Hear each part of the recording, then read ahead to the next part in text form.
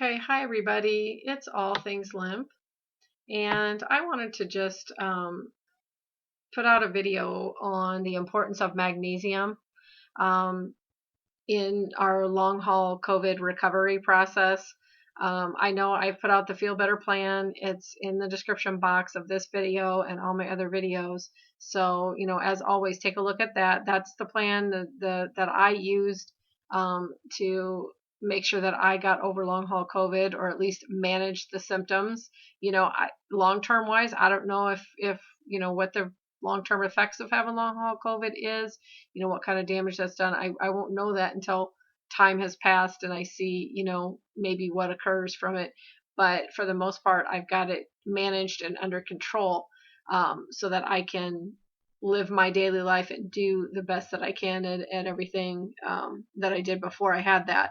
So I did some research into magnesium, and I know, with my plan, as well as, the Frontline Doctors Plan, the FLCCC, which I talked about that website and all that plan, and gave you the information for that on previous videos. So you want to refer to those to look at that if you haven't seen them. But magnesium is one of the most common minerals in our body. It's the fourth most common mineral in our body, next to calcium, sodium, and potassium. Calcium, sodium, and potassium and magnesium are our base minerals that we need to support the other vitamins, the other minerals that we're taking in our multivitamins, in our vitamin D, in our zinc, in our vitamin C, in our glutathione. All of those need to have that as a support so that our body utilizes those minerals and those vitamins at optimal levels. So that's essentially why I'm going to talk about magnesium today, because it's not only the fourth most common mineral in the body, but it is also the second most common mineral in regulating our cellular function and our bodily systems, next to potassium. So potassium's first in regulating the cellular function and bodily systems, and then magnesium is the second most common. So it's very important, and we really, really need it. So if we are deficient in that, that's going to be a problem, and I'm going to show you that here in a minute. All of the things that magnesium affects. But so this article here, The Importance of Magnesium in Clinical Healthcare, and I'll put all these links in the description box below. This is a great article. It was written in 2017. It's out of Scientifica, and it really goes over a whole overview of magnesium, how it's used by the body, but also addressing the fact that medical literature, and this is what it talks about in the introduction, that medical literature really speaks and talks about how we are currently experiencing two phenomena, and the phenomena are occurring at the same time. So we have a neglected epidemic of chronic disease, which is right here that they're talking about this in this article, and a widespread deficiency of selected nutrients. So, this deficiency of selected nutrients is causing all kinds of havoc in our bodies. Not just magnesium, but there's many other ones too, as we've kind of found from long haul COVID, that we need additional supplements, because that is likely one of the contributing factors to why we have long haul COVID, is we are deficient in our minerals and vitamins that we need in our body. We didn't have enough, and so we're in a constant state of inflammation, chronic inflammation, and immune system inflammation. So magnesium really also assists the immune system in being healthy. So that's why I wanted to go over it today, and plus I'm going to go over how it affects for COVID. I've got another article on that we'll take a look at real quick here.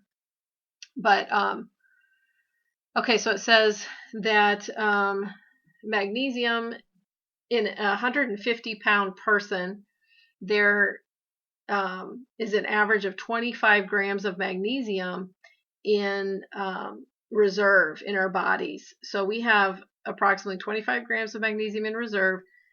53% of that 25 grams is in our bones. 27% of the 25 grams is in our muscle tissue.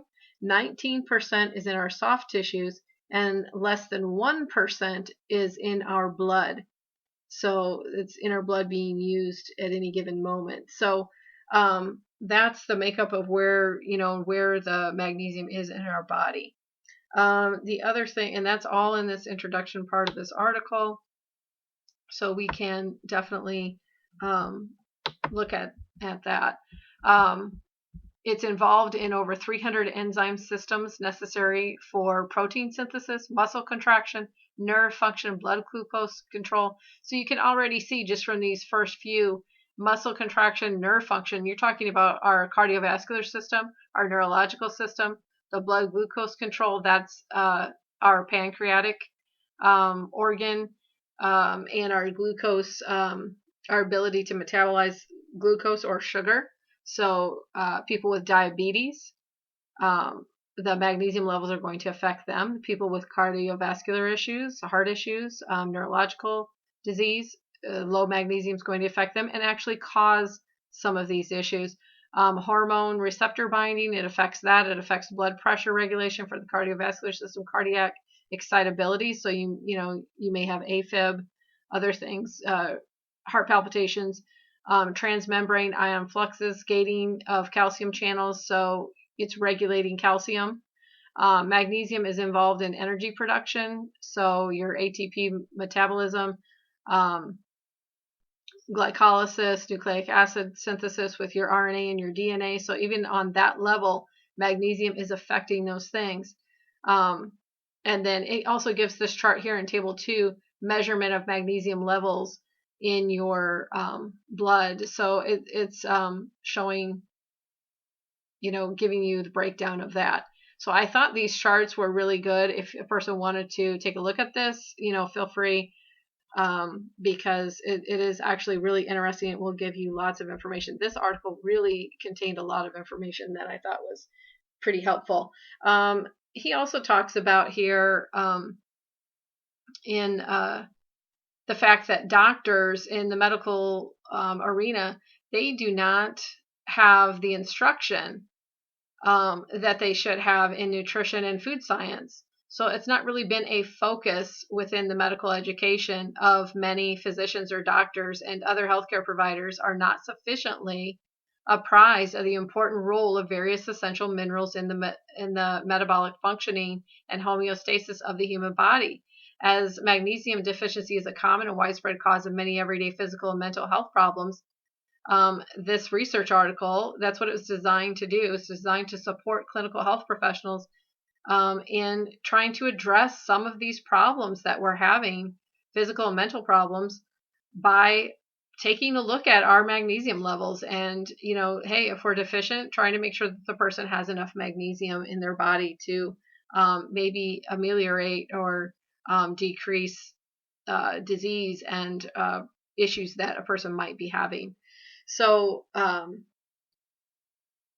it also talks about, he's also talking about in here about medical literature, how we are also currently experiencing two phenomenon, which is a neglected epidemic of chronic disease and a widespread deficiency of selected nutrients. So that's why he's trying to put this article out there so that doctors can be aware of it. But I love it because it has good charts in it, and most of the information is pretty easy to understand, even for just a layperson. So you don't have to be a doctor to read this article. And then he also talks about here on this magnesium deficiency that this area right here, that is estimated between 56 and 68% of Americans are magnesium deficient in their diets on a daily basis. So magnesium deficiency is a common and widespread cause of many everyday problems, and that we need to address that issue. So let's go on here. We're going to go down to the next chart here. And this table 3 is really excellent because it breaks it down to male and female, and people who, moms who are pregnant, or women who are pregnant, and then also women who are breastfeeding. And it tells you how much, by your age, how much magnesium you need per day. And this is recommended dietary allowances. That's RDA for magnesium. And so we have 30 milligrams for babies up to 6 months old, for boys and girls, and it's pretty much the same until you get to age 14, and then it splits off a little bit where females only need 360 milligrams and males need 410. Then 19 to 30-year-olds need 400 and 310 for magnesium levels. Well, I guess, yeah, the 14 to 18-year-olds was 360 milligrams for females and, yeah, 410 for males. And then age 31 to 50, and basically 31 and up, you need 420 milligrams for males. From then on, from 31 on, 420 is the recommended daily allowance. For females, it's 310 up to age 50, and then you need 320 milligrams for 51 and older for women. And then, of course, you have your amounts here if you're pregnant, and then if you're breastfeeding. So good to know. I like the breakdown of that. We've also got here, he's listed out how a person could become magnesium deficient. So you might want to take a look at these because let's say here, if you smoke cigarettes, it reduces the amount of magnesium that you have in your blood. When it says plasma, they're talking about blood. There's common use of pesticides that can contribute to decreasing the amount of magnesium in your body. There's excess excretion of magnesium, so you might lose a lot of magnesium out of your body when you overuse alcohol. So if you're an alcoholic, if you have type 1 or type 2 diabetes, you might not be able to retain the magnesium in your body so that you become low. Medications, antibiotics, antacids, and hypertensive drugs can cause decreased magnesium. If you have gastrointestinal problems, magnesium can be decreased. Also, if you have vitamin D deficiency, oftentimes if you have that, you have gastrointestinal problems. I'm somebody who has vitamin D deficiency, so I do have sensitive intestines and stomach. I have to be careful about different things that I eat. And so this is why I'll show you what I'm actually taking for magnesium that I started taking every day, because I can't handle the pill form of the magnesium vitamin. I get a little bit in my, I think 50 milligrams is in my multivitamin. However, I split my multivitamin in half. I take half in the morning, half in the evening, because if I take the whole thing, it can cause me to have diarrhea. So I can't take it all at once, but if I split it in half, I can handle it that way. But again, I'm only getting 50, and it says I'm age 50 years old. So 31 to 50, I'm supposed to have 310 milligrams per day. At 50 milligrams in my multivitamin, that's not enough. So I have to increase that. And, when you look at food lists and stuff with magnesium in it, I'm likely not getting enough for my food. So, which I suspect probably many of you guys watching with long haulers, you're probably not either. And it's something you definitely want to look into. Okay. So with all these issues, there's also magnesium. As you age and you get older, magnesium absorption is reduced with aging by as much as 30%. So all these things you want to look into. Magnesium, they can use it as treatments for asthma. They can use magnesium and vitamin D. If you don't have enough of that, you'll get rickets and you'll have osteoporosis. It contributes to those. So we've definitely got to, if you know somebody or if you yourself have some kind of issues with rickets or osteoporosis, also like arthritis, things like that, low magnesium can cause issues that way too. So he talks about that in here, and he gives another table, which I love the tables because it breaks everything down so that you can read it easily. And he put that in the this table where he's listing off all of the causes of magnesium deficiency. And this one here, a lot of people have celiac disease, Crohn's disease. You see a lot of that. If people are overusing laxative and you're having a lot of diarrhea, you are eliminating a lot of that magnesium out of your body. Crohn's disease, it says it may require as much as 700 milligrams a day of magnesium because of Crohn's disease. causing diarrhea. So, think about how much your magnesium might go down if you just have the flu and you have, or you have an intestinal virus or something like that where you're having a lot of diarrhea. You increased renal loss. On average, 30% of dietary intake is lost in your urine. So people with diabetes, renal excretion, higher glucose concentration, all of this can affect excessive sweating. You might be sweating out a lot of your magnesium. So that also speaks to people who over exercise. If you are exercising a lot, if you are an athlete, that could be an issue. You could have low magnesium, and a lot of the long haulers, again, I've said it before in other videos, a lot of the long haulers were seemingly healthy before COVID and ended up with long haul COVID because they could have been low on glutathione. You could be low on magnesium. You could be low on a lot of your minerals and vitamins because you're using them so much when you're exercising and oftentimes over exercising. So we've got another chart here where they're talking about the causes of chronic magnesium deficiency. So here on this left side, you have reasons why you could have low magnesium. Another thing is different drugs. If you take certain medications, they can also cause you to have decreased magnesium in your body. What does that deficiency cause? It causes low intracellular magnesium. So your cells in your body aren't functioning. Well, you need your cells for every single thing that your body does. It also causes low bone magnesium. So you don't have as much of that reserves in your bones. And remember, in our bones, it said that we have was it 53% of our magnesium is in our bones. So you could see if you had low magnesium, you're going to end up with osteoporosis. You're going to end up with fragile bones, probably calcium loss out of those bones because the magnesium isn't there to regulate that calcium. And then let's see here. We're going to go down here. There's magnesium and pregnancy. They use magnesium treatments and supplementation in pregnancy to keep people, moms, from having preeclampsia or eclampsia, from having preterm labor, all this kind of thing. Furthermore, it says right here at the bottom that fetal hypomagnesium may be associated with metabolic syndrome later in life. So the baby needs to make sure that the baby has enough magnesium. If mom doesn't have enough magnesium, the baby might not have as much magnesium. And also I found this was interesting too.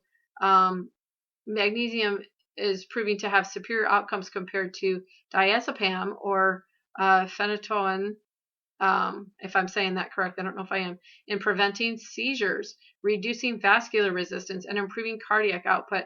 So, if you've got somebody or somebody with seizures, magnesium may be something that we need to look at, or you need to look at to maybe reduce the incidence of seizures. I'm not saying it's going to take it away, but it might reduce it.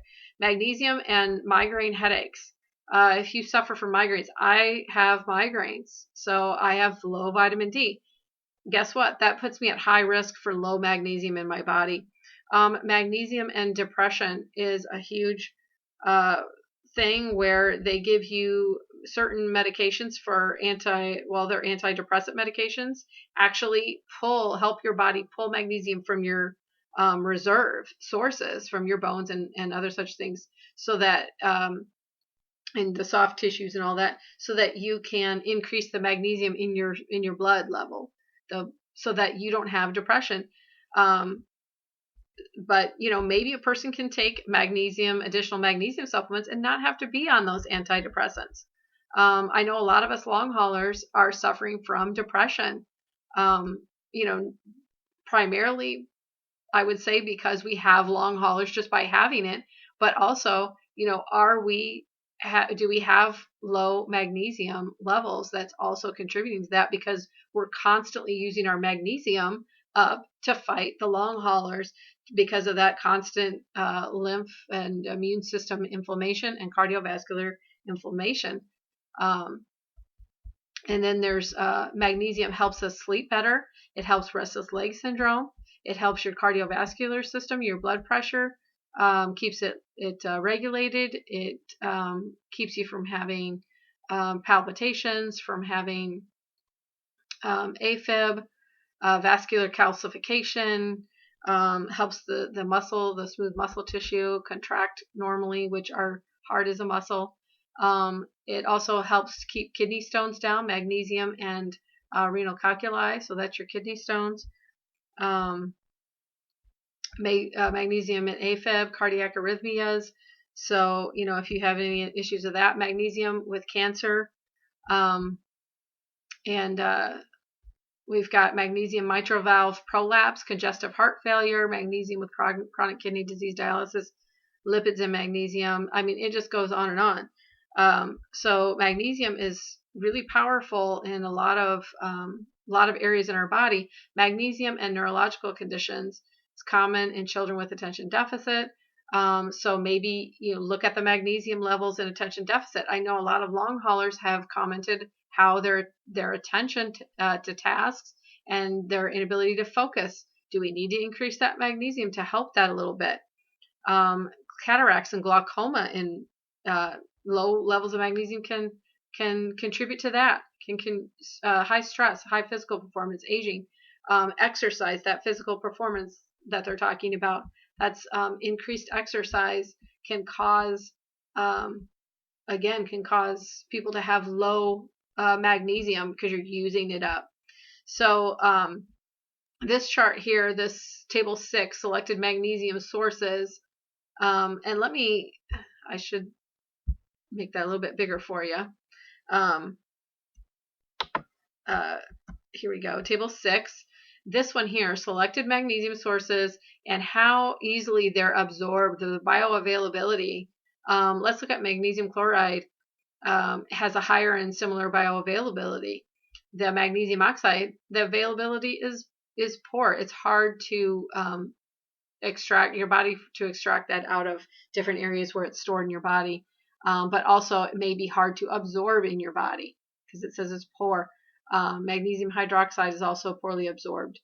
That's what's used in antacids and for like Tums and Prilosec and all that kind of thing. But there's different magnesiums for different things. Magnesium citrate and potassium citrate helps to prevent stone formation in your kidneys. Magnesium orotate, useful in heart failure. Magnesium salicylate is used in rheumatoid arthritis. Magnesium mandolate, so is for urinary antiseptic. Magnesium glycinate has been used in depression. Magnesium for magnesium-rich mineral water. You have you're usually able to absorb 59% of the magnesium out of that water. So look at this. This might help you in determining what kind of magnesium you would like to take depending on what your problem is. And then this article goes over magnesium sources, drug interactions, toxicity, and treatment. So if where to get what kind of magnesium supplementation you need, as well as what does it look like when you have too much magnesium, because you also don't want to have too much.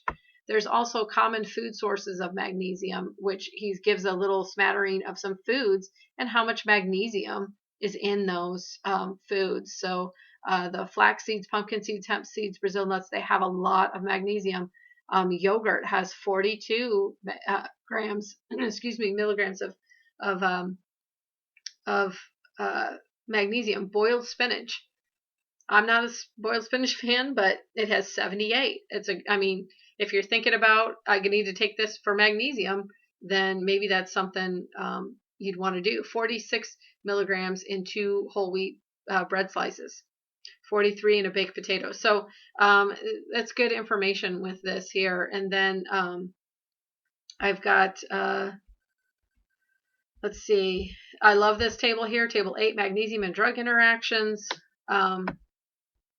And it gives you a whole list. I'm not going to go through these very much because just to save time, but you can look through here and see the different medications and antibiotics and stuff that affect and cause you to decrease the magnesium in your body.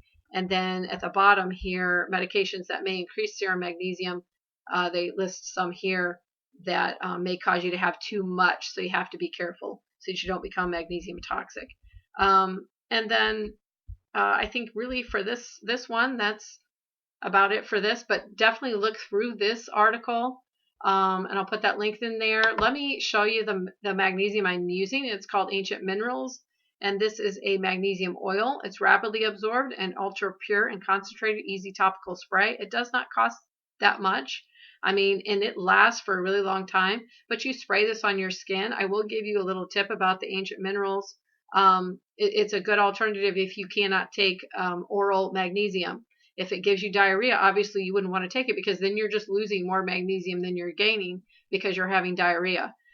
So Ancient Minerals, the spray, I spray that on my legs, on my back. You can spray it, you can move it around, move it, maybe legs one day and arms the next day, or abdomen the next day, back the next day, whatever you want to do. But the one thing I want to tell you is that with the spray on magnesium, you don't want to put lotion over top of it, like rub it on your legs and then put lotion over top. It will make the lotion bead up into little balls. So you don't want to do that. You want to put baby oil over top of, put the magnesium on and then put the baby oil over top of it, or olive oil or something to moisten your skin, because it will kind of dry out your skin a little bit.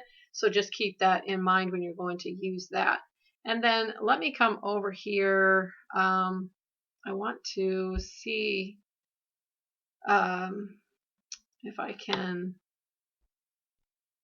Okay. This is another article, Possible Roles of Magnesium on the Immune System. And I'm going to put this article in the description box. I just kind of wanted to show it to you so that you could look it up yourself or click on the link. But this also tells you how it affects the immune system itself. And it's similar to the other article I just showed you, so I don't want to be redundant and go over too many things, but it talks about in this one more in depth on cell death. This is what this word here means. Let me make this a little bit bigger for you. This word right here is talking about cellular death. So it stops cellular death from happening. And anyway, it goes into depth about that. It talks about the athlete's immune system, how an athlete's immune system is actually degraded by over-exercise, and that you are at higher risk for infectious diseases.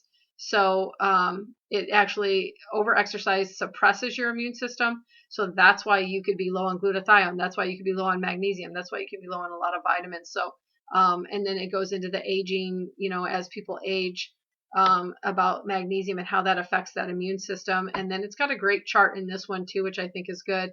And with magnesium as the center and different things that it does. And, as magnesium is decreased in our body, and how that affects that immune system. So this is a great article to look at as well.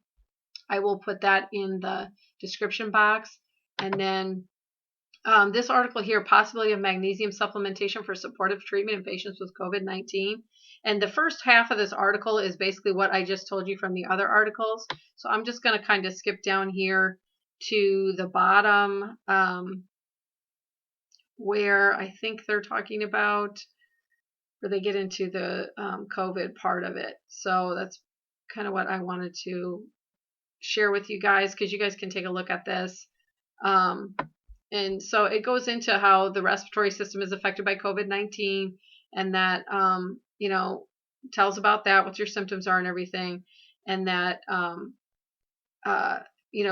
with treatment of COVID-19, they don't really have a lot of treatments at the time when this article was written, because it was written in I believe, or posted in like September of 2020. So it's over a year old, but they speak to the fact that magnesium could be supportive in the treatment of COVID-19. So you want to take a look at this just for that reason, to see how important magnesium is. And it can also be protective for the neurological system, which oftentimes has issues when you have COVID-19. When you have long haulers, we all know there's a lot of neurological symptoms with long haulers. There's a lot of neurological systems with the people who have been, taking the shot, been taking the plunge. I don't really want to use the V word, because you know how the censorship goes.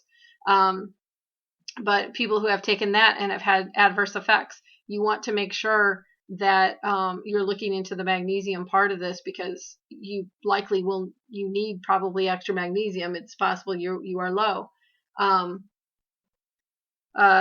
So we have, the prevention of it in pregnant women who get COVID. It can be used to help support them. It can be used to help support all of the cardiovascular symptoms that go along with COVID. People, it's just the spike protein wreaks havoc on the cardiovascular system. So magnesium is going to help that, and support that system to, so that it brings the mortality rate to where it's not as high. It can bring that mortality rate down. And then how it supports patients who have other existing diseases, such as kidney disease, diabetes, cancer, stroke, heart attack, that kind of thing. Those people are at risk for decreased magnesium anyway. So let's check that magnesium, make sure that they have enough magnesium when they get COVID, but also after COVID, after going through having COVID, likely because we went through a virus, our magnesium is low because of the fact our body used it up trying to fight COVID. So anytime you get any kind of virus or disease, your body's using up more magnesium because it's having to fight something off. So anyway, I just wanted to point this article out. And this other important information here is that the antiviral drugs, such as these here, I'm not even going to say them because I'll probably really mess them up. And then this one here, which I'm not even going to say because I know they're really censoring on this. So this one here, which everybody's heard about in the news, these particular drugs, they're not, they have a lot of bad side effects. And so because they're bad side effects, these antivirals, you need magnesium to help support your kidneys. And because this one here can damage and actually destroy your kidneys if you're given this. So you have to be very careful. These other ones here can also have issues with kidneys and other parts of your body. So you want to have the magnesium to help counteract those problems that you're going to have from taking these antivirals. And also something to be aware of, that these do have side effects. The antivirals could cause more side effects that could actually cause you to lose your life. So you have to be careful. We actually know an individual who this had happened to. So, okay. And then there's recommendations for the effectiveness of magnesium and supplementation for COVID-19 therapy. And this article here goes over that and talks about that in depth here. So if you want to read about that, feel free. I'll put this link in the description box. But I also wanted to show you too, this particular site here, grassrootshealthnet. They have the recommended dietary allowances, which that's the amounts, and that's on that other article that I already showed you. They have it as well. But they also have this one here, U.S. population with magnesium intake below estimated average. So they do have a chart showing how a lot of people in every age group are too low on the magnesium. And then they offer tests that you can actually get your magnesium tested. I don't know if that's something, a person would be interested in, or if you guys would be interested in, but I put it out there. It might be a little bit too expensive for my blood, but, you guys might be interested in it. So, there's that. And then through this article, you can click on, where is it at?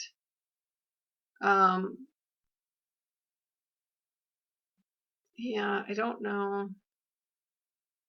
Okay, hold on just a second here. I'm sorry I'm flipping through this so fast. But anyway, I thought it was on here that I got,